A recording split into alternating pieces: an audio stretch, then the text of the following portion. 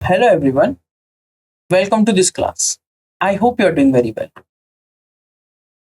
जैसा कि आपको पता है हम डिस्कस कर रहे हैं some basic concepts of chemistry इस चैप्टर को और हम डिस्कस कर चुके हैं लॉज ऑफ केमिकल कॉम्बिनेशन जिसमें हमने 5 बेसिक लॉज को देखा था।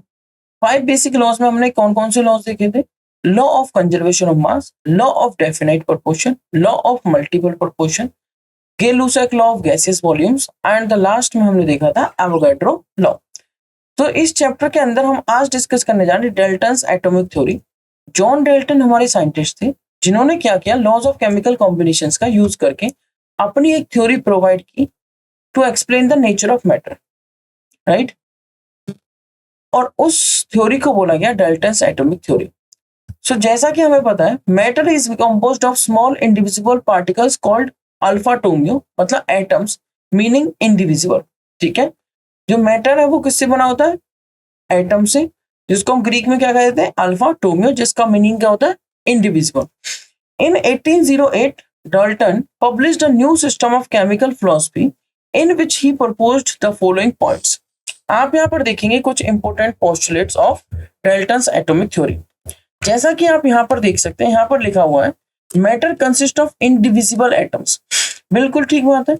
मैटर जो है, matter is something that has some mass and occupy some space and can be perceived by our senses. वो किससे बना हुआ है? वो छोटे छोटे एटम से बना हुआ है जो इंडिविजिबल है।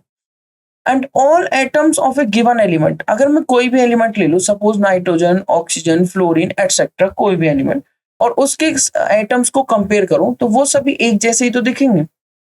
ठीक है, वो सभी कैसे दिखेंगे? एक जैसे। तो all atoms of a given element have identical properties including identical mass as well. उनका मास, प्रॉपर्टीज, केमिकल प्रॉपर्टीज, सारी चीजें क्या रहेंगी?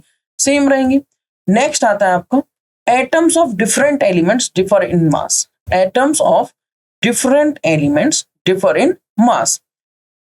अगर मैं नाइट्रोजन और ऑक्सीजन, नाइट्रोजन का एटम लिया, ऑक्सीजन का एटम लिया, दोनों को कंपेयर करता हूं तो मैंने क्या देखा कि नाइट्रोजन के एटम की जो प्रॉपर्टीज है या जो मास है वो ऑक्सीजन के एटम से डिफरेंट है, उनमें कोई सिमिलरिटी नहीं दिखी। तो इसका मतलब मैंने क्या कहा कि all atoms of a given element have identical properties including identical mass and atoms of different elements are differ in mass. Compounds are formed when atoms of different elements combine in a fixed ratio. Compounds कब बनते हैं? When atoms in different ratio, when atoms of different elements combine in a fixed ratio.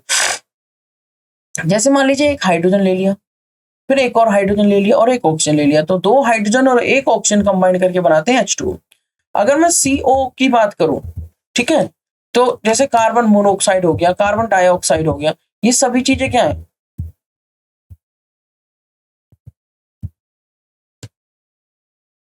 ये सभी चीजें क्या बताइए? मैं फिर से रिपीट करता हूँ। Compounds are formed when atoms of different elements combine in a fixed ratio.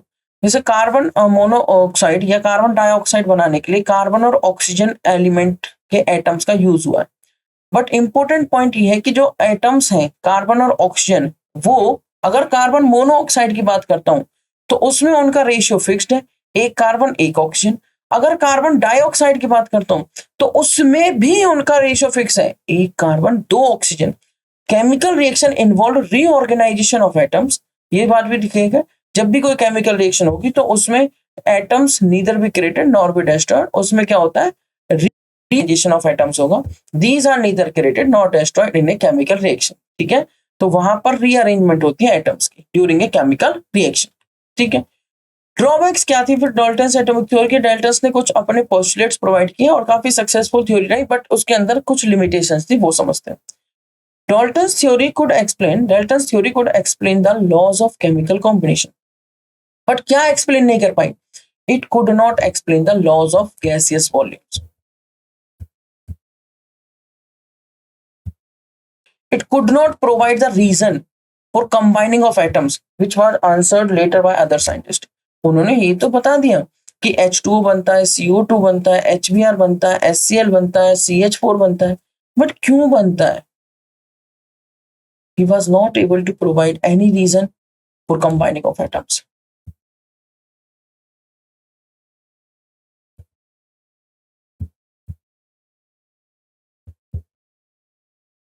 सो ये कुछ ड्रॉबैक्स थी डाल्टन्स एटॉमिक थ्योरी के। अब कुछ बेसिक टर्म्स हमारे पास आती हैं, उनको हम समझने की कोशिश करेंगे, जैसे एटॉमिक मास। सिंपल सी बात है, अगर हमें एटम के बारे में पता है तो एटम का जो मास होगा वही एटॉमिक मास होगा। अब प्रेजेंट सिस्टम में हम ये कहना चाह रहे हैं कि हम क्या कहना है, मैं क्या कहना चाह रहा हूँ कि एटम है बहुत ज्यादा स्मॉल, और किसी स्मॉल चीज को मेजर करने के लिए, किसी स्मॉल चीज को मेजर करने के लिए उतनी ही स्मॉल हमें कोई तराजू टाइप में वेइंग बैलेंस बनाना होगा, है ना, जो कि पॉसिबल नहीं है। तो क्या किया गया, एटम के मास को मेजर किया गया, किसके लिए, किस तरीके से, एक रिलेटिव मेथड के तरीके से। किस तरीके से, एक रिलेटिव मेथड के तरीके से। अब रिलेटिव मेथड क्या है, रिलेटिव मेथड कुछ किस चीज में यूज होता है वो बताता हूं। जैसे सन है हमारा, सन का कुछ मास होगा। अब ऐसा नहीं सन हमारा सबसे हैवी और मैसिव स्टार है, नहीं, इससे भी बड़े बड़े हैवी स्टार और मैसिव स्टार प्रेजेंट है। तो जो सन से बड़ा या प्रेजेंट और हैवी स्टार है, मान लीजिए उसका भी कुछ मास है, बट हम इन दोनों वैल्यूज को लर्न नहीं कर पा रहे, तो हमने सन के मास को एक्स मान लिया। सपोज करते हैं हम अगर एक्स को 2 से मल्टीप्लाई करते तो हमें उस दूसरे जो प्लेनेट है, जो हमारा दूसरा स्टार है, उसकी हमें क्या मिल जाती है, वैल्यू मिल जाती है। तो मैं उसकी वैल्यू को क्या बोल दूंगा, उसके मास को 2x।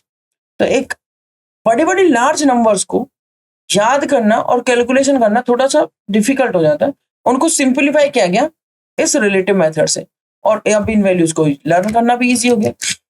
तो the present system of atomic mass, अगर हम लार्ज क्वांटिटीज के लिए ये सिस्टम यूज कर सकते हैं, तो can we use this system to the small quantities, definitely yes. Small numbers के लिए यूज कर सकते हैं, डेफिनेटली यस। तो जो एटम इतना स्मॉल है उसका मास कैसे कैलकुलेट करें, देखिए। The present system of atomic masses is based on carbon 12। उससे पहले हम ऑक्सीजन और हाइड्रोजन को यूज कर चुके हैं, बट उनको रिजेक्ट कर दिया गया, और जो एक्चुअली में जो एक्सेप्टेड किया गया वो है carbon 12 as the standard and has been agreed upon in 1961। अब कार्बन 12 की क्वालिटी है, इसके अंदर 6 ही तो प्रोटॉन है, 6 ही न्यूट्रॉन और 6 ही इलेक्ट्रॉन्स है, ठीक है। Carbon 12 is one of the isotope of carbon and can be represented as 12C. Can be represented as 12C. अच्छा, in this system 12C is assigned. 12C is assigned a mass of exactly 12 atomic mass units. AMU. 12C को मास दिया गया कितना, AMU. 12 AMU मतलब 12 atomic mass unit. And masses of all other atoms are given relative to this standard, जो कि हमारा क्या है, कार्बन 12। मतलब बाकी सभी एटम्स का मास इसी स्टैंडर्ड के बेस पे बताया गया। अब हम डिफाइन करते हैं 1 AMU।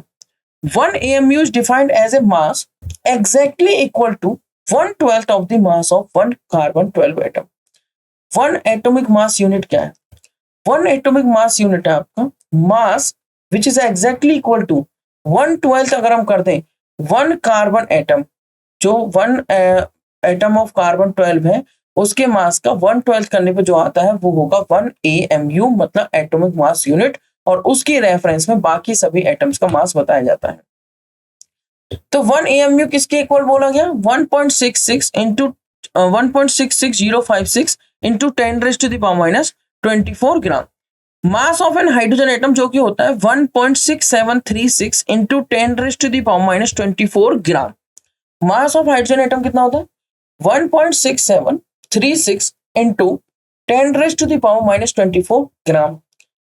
Thus, in terms of AMU, the mass of hydrogen atom is 1.6736 into 10⁻⁻24 ग्राम। ये तो हो गया इसका मास।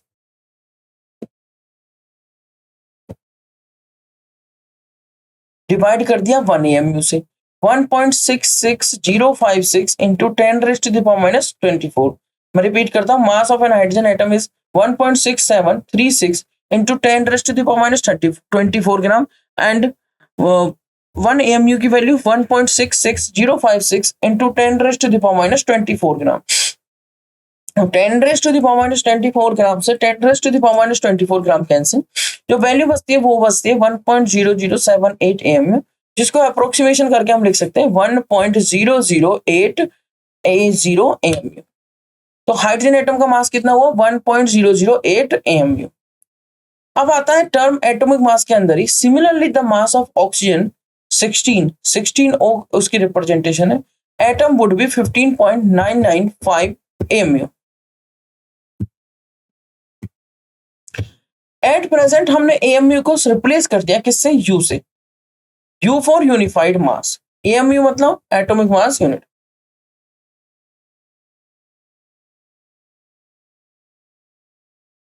When we use atomic masses of elements in calculations, we actually use average atomic mass of elements। अब ये और नई बात आ गई। अब जब हम कैलकुलेशन में यूज कर रहे हैं,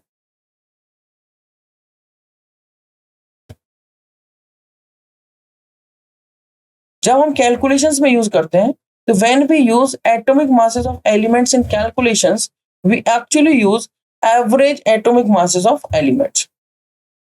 कुछ एटम्स जो होते हैं जैसे आइसोटोप्स जो होते हैं, तो हम उनका क्या यूज करते हैं, एवरेज एटॉमिक मास। ठीक है, अब ये एवरेज एटॉमिक मास क्या है और किस तरीके से कैलकुलेट कर सकते हैं वो समझ। So many naturally occurring elements exist as more than one isotope. तो अब मूव करते हैं एवरेज एटॉमिक मास टर्म पे। Many naturally occurring elements exist as more than one isotope, जैसा कि मैंने आपको बताया कि 1H1, 1H2, 1H3 हाइड्रोजन के आइसोटोप, या फिर कार्बन 12, कार्बन 13, कार्बन 14 कार्बन के आइसोटोप, क्लोरीन 35, क्लोरीन 37 क्लोरीन के आइसोटोप, ब्रोमीन के आइसोटोप्स। तो many naturally occurring elements exist as more than one isotopes. When we take into account the existence of these isotopes and their relative abundance, मतलब percentage of occurrence, the average atomic mass of that element can be computed। मैं repeat करता हूँ, when we take into account the existence of these isotopes and their relative abundance, मतलब कि percentage occurrence, the average atomic mass of that element can be computed।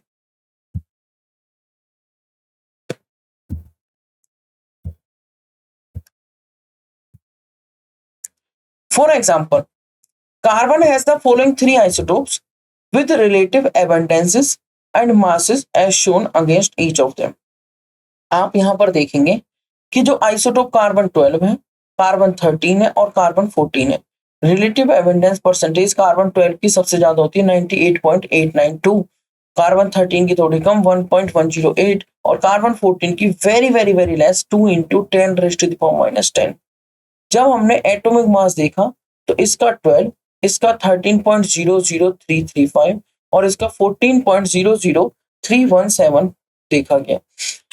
आगे क्या आप देख सकते हैं, इस डेटा से हम किस तरीके से एवरेज एटॉमिक मास कैलकुलेट करेंगे कार्बन का। सो 0.98892 ये क्यों लिखा है, क्योंकि 98.892 इज द परसेंटेज और इसको 100 से डिवाइड करने पर हमें इसकी फ्रैक्शन में वैल्यू आ जाती है। मल्टीप्लाई करेंगे 12 से, उसी तरीके से 0.01108 multiply with 13.00335 you plus 2 × 10⁻⁻12 multiply with 14.00317 you. Multiply करेंगे आपको क्या आंसर मिलेगा,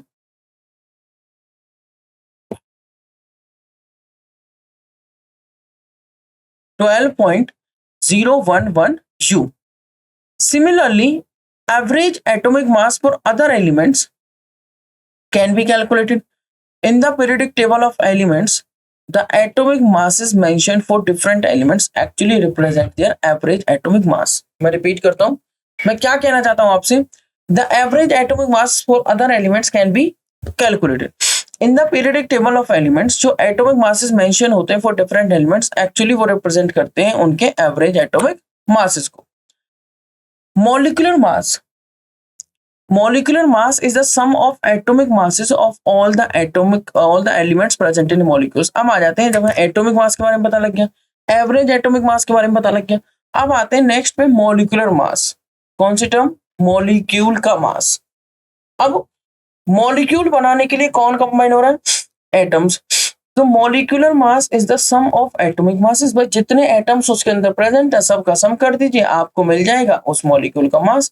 सो molecular mass is the sum of atomic masses of the elements present in a तो मॉलिक्यूलर मास तो कैलकुलेट करना बहुत ईजी है. It is obtained by multiplying the atomic mass of each element by the number of its atoms.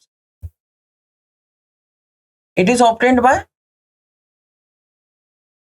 multiplying the atomic masses of each element by the number of its atoms and adding them together. किसी का भी आप calculate कर सकते हो, किसी भी molecule का. For example molecular mass of methane which contains, methane का फॉर्मूला CH4, मतलब एक carbon and 4 hydrogen atom, 4 hydrogen atoms, and it can be obtained as photos.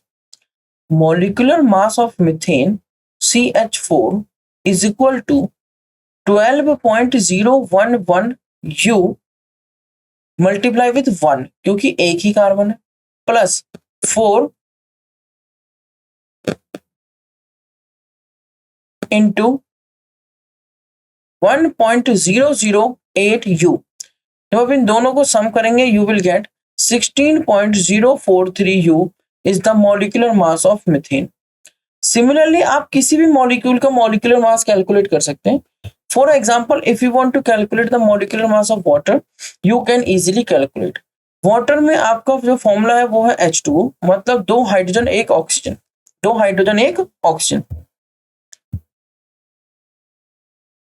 मतलब 2 into atomic mass of hydrogen plus 1 into atomic mass of oxygen. ठीक है, जब आप atomic mass of hydrogen रखेंगे तो उसकी वैल्यू कितनी दे रखी है, 1.008 U plus 1 into atomic mass of oxygen की वैल्यू 16.00 U. मल्टीप्लाई करेंगे, ऐड करेंगे, आंसर आ जाएगा 18.016 U. तो मिथेन और आपने किसका कैलकुलेट कर लिया, H2 का. इस तरीके से आप इजी तरीके से कैलकुलेट कर सकते हैं. अब नेक्स्ट टर्म आ जाती है फॉर्मूला मास. फॉर्मूला मास क्या कहता है, जैसे कि आप इस रेड, ब्लू और इस ऑरेंज कलर की बॉल्स का एक स्ट्रक्चर देख सकते हैं, ऑरेंज और ब्लू कलर की. आप क्या देखेंगे स्ट्रक्चर में, एक बॉल्स कंबाइन हो चुकी हैं और टाइटली पैक्ड है, क्लोजली पैक्ड है, बट एक पैटर्न ना बार बार रिपीट होता रहेगा. यहाँ पे क्या हो रहा है, एक पैटर्न बार बार, जैसे 3 बॉल, ये 3 बॉल, ये 3 बॉल, इस तरीके से एक पैटर्न रिपीट हो रहा है. तो जो रिपीटिंग यूनिट है उसको देख लेंगे कि कौन सी यूनिट बार बार रिपीट हो रही है. तो मैं अगेन रिपीट करता हूँ इस पॉइंट को, फॉर्मूला मास को. अब ये formula mass, atomic mass, molecular mass, ये सब एक ही बातें तो है, सम करना है जो भी उनका मास है. भाई एटॉमिक मास एटम का मास, मॉलिक्यूलर मास मॉलिक्यूल का मास. मतलब some substances such as sodium chloride do not contain discrete molecules as their constituent units. ठीक है, do not contain discrete molecules as their constituent units. In such compounds, positive ion जो कि होते हैं हमारे sodium ion and negative ion जो कि हमारे chloride ion, entities are arranged in a 3D structure. Entities are arranged in a 3D structure, जैसा कि आप यहाँ पर देख सकते हैं. Formula mass, it may be noted that in sodium chloride, one Na positive ion is surrounded by 6 Cl negative ions. जैसा कि आप इस स्ट्रक्चर में देख सकते हैं. ठीक है, आप किसी एक को क्या मान लेते हैं, Na पॉजिटिव, और दूसरा क्या हो जाएगा, Cl नेगेटिव. जो कॉर्नर्स पे प्रेजेंट है उसको ले लेते हैं Cl नेगेटिव. ठीक है, और जो बीच में वो क्या है, Na positive.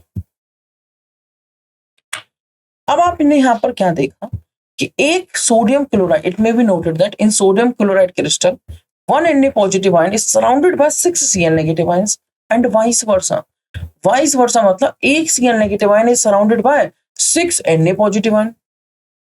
And the formula, that is NaCl, sodium chloride, it is used to calculate the formula mass instead of molecular mass. इसके लिए हमें क्या टर्म यूज करनी है, फॉर्मूला यूनिट मास या formula mass. Reason, because as in the solid state, sodium chloride does not exist as a single entity. Because ये एक single molecule की तरह एग्जिस्ट नहीं करता. सोडियम क्लोराइड एक अपनी सॉलिड स्टेट में कैसे एग्जिस्ट करता है, बहुत सारे आयंस एक दूसरे से अटैच हो जाते हैं, क्लोजली पैक्ड हो जाते हैं और क्रिस्टल फॉर्म दे देते हैं, जैसा कि मैंने अभी आपको दिखाया. ठीक है, thus the formula mass of sodium chloride is atomic mass of sodium plus atomic mass of chlorine. दोबारा समझ लीजिए,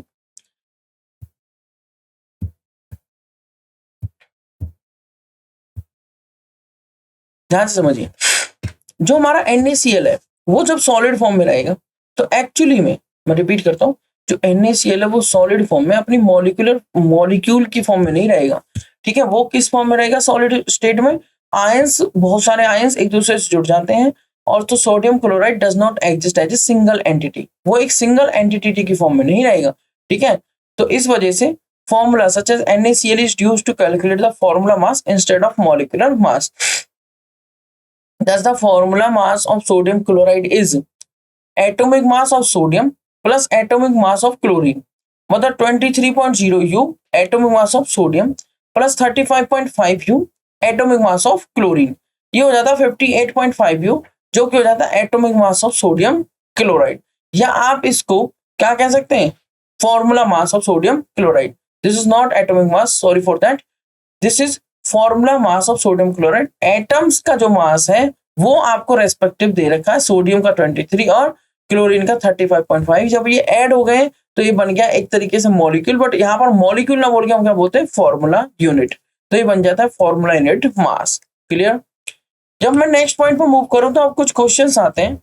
आप यहाँ पर जैसा कि देख सकते हैं, calculate the molecular mass of glucose, जो कि हमारा C6H12O6. अब एक मॉलिक्यूल आपको दे दिया C6H12O6, जिसके अंदर 6 carbon, 12 hydrogen and 6 oxygen, you can C easily. और इस मॉलिक्यूल का बोला है कि calculate the molecular mass of glucose C6H12O6. अगर मैं इस मॉलिक्यूल का मॉलिक्यूलर मास कैलकुलेट करना चाहूं तो मैं इजीली कैलकुलेट कर सकता हूं. कैसे? मैंने क्या लिखा? 6 कार्बन. सो एक कार्बन का एटॉमिक मास 12, 6 का कितना हो गया? 72, प्लस कितने हाइड्रोजन? 12 हाइड्रोजन. एक का mass 1, approximately we will be taking 1, ठीक है, बट सॉल्यूशन के टाइम पे मैं आपको एग्जैक्ट वैल्यू दिखाऊंगा. 1.008 भी ले सकते हैं. और ऑक्सीजन का वही 15.995 कुछ लेंगे, मल्टीप्लाई विद 6. तो अगर आप इतने पॉइंट्स को मल्टीप्लाई और ऐड नहीं करना चाहते हैं, इस टिपिकल आप क्या कह सकते हैं, कैलकुलेशन से बचना चाहते हैं, तो what can you do? You can take approximation values. Okay, जैसे 15.995 को आप 16 ले लेंगे, that's okay, completely fine. So let's see the solution. You can see here molecular mass of glucose is C6H12O6. अब इसमें कितने कार्बन है? 6. कितने hydrogen? 12. And how many oxygen atoms are there? 6.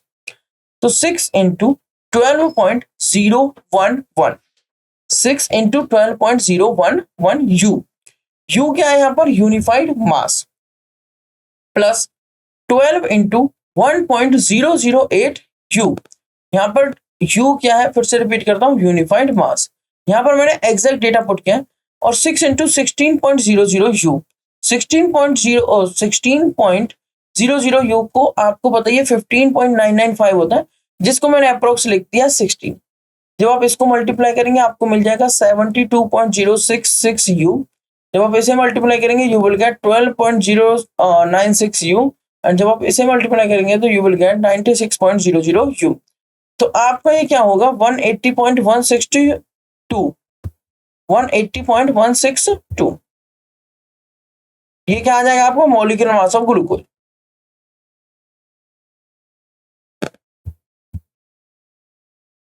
ठीक है, इस तरीके से आप क्या कैलकुलेट कर सकते हो? Molecular mass. तो मैंने आपको जो आज टर्म बताई है, एक बार क्विकली उन्हें रिकॉल करते हैं. मैंने आपको बताई डेल्टन्स एटॉमिक थ्योरी, जो कि इंपॉर्टेंट थी. उसके बाद हमने ड्रॉबैक्स देखी कि डेल्टन्स क्या क्या एक्सप्लेन नहीं कर पाया. फिर हमने देखा एटॉमिक मास. किसी एटम का जो मास होता है उसे एटॉमिक मास बोलते हैं, बट उसको कैलकुलेट करने के लिए हमने एक रिलेटिव मेथड का यूज किया, जिसमें हमने कार्बन 12 एटम, कार्बन एटम के आइसोटोप जो कि कार्बन 12 है, उसको क्या बनाया? Reference atom. और उसके हेल्प से हमने कैलकुलेट की. तो वहां से एक टर्म आई AMU, एटॉमिक मास यूनिट. मतलब 1 AMU किसके इक्वल बोला गया? 1/12 of the mass of an atom of carbon 12. किसके इक्वल है उसका मास? 1/12 of the mass of an atom of carbon 12. उसके इक्वल उसका मास है. आप यहाँ पर देख सकते हैं carbon 12 is one of the isotope of carbon and can be represented as 12C. So 1 AMU, that is atomic mass unit, is defined as the mass exactly equal to 1/12 of the mass of carbon 12 atom. 1/12 of the mass of 1 carbon 12 atom. उसके बाद हमने देखा atomic mass, किसी का भी atomic mass आपको gram kilogram में दे रखा हो, आप उसको किस तरीके से एएमयू में चेंज कर सकते हैं, क्योंकि 1 एएमयू की वैल्यू आपको लर्न होनी चाहिए, that is 1.66056 into 10⁻²4 gram. 1.66056 into 10⁻²4 ग्राम से आप जिस भी एटम के मास को डिवाइड करेंगे उसकी वैल्यू आ जाएगी आपके पास एएमयू में। आप यहाँ पर कुछ एग्जांपल्स देख सकते हैं। उसके बाद आ जाता है एवरेज एटॉमिक मास, क्योंकि बहुत सारे elements naturally occurring elements exist as more than one isotopes. तो आइसोटोप्स के टाइम पे हमें क्या करना होता है, उनके जो नेचुरल अबंडेंस होती है उससे उसको मल्टीप्लाई करना होता है और एटॉमिक मास आपका आ जाता, वहां पे क्या आ जाता है एवरेज एटॉमिक मास। क्या आ जाता है एवरेज एटॉमिक मास। आप देखेंगे समेशन लगा के आप क्या करेंगे, एक फॉर्मूला अप्लाई करेंगे समेशन के साथ। समेशन मतलब जो भी जितने भी आपके क्या प्रेजेंट है एटम्स, और उसको मल्टीप्लाई करते रहेंगे उनकी नेचुरल अबंडेंस से रेस्पेक्टिवली, पहले एक के लिए किया फिर दूसरे के फिर तीसरे के, इस तरीके से। तो ये हमारा आंसर आ जाता है 12.011 U। Similarly, average atomic masses for other elements can be calculated in the periodic table of elements। आप इसको प्रैक्टिस कर सकते हैं, ठीक है, ताकि कोई प्रॉब्लम ना आए। अब एवरेज एटॉमिक मास के बाद आ जाता है मॉलिक्यूलर मास, किसी मॉलिक्यूल का मास। मॉलिक्यूल का मास हमने देखिए कि कोई भी मॉलिक्यूल दे दो आप, जैसे कि मान लीजिए आपने दे दिया CO2 कार्बन डाइऑक्साइड, आपने दे दिया CH4 मीथेन, आपने दे दिया C2H6 इथेन, तो आप किसी भी मॉलिक्यूल के मास को कैलकुलेट कर सकते हैं अगर आपको पता है किसके बारे में, अगर आपको किस बारे में पता है, किसी भी मॉलिक्यूल के मॉलिक्यूलर मास को आप कैलकुलेट कर सकते हैं। कैसे?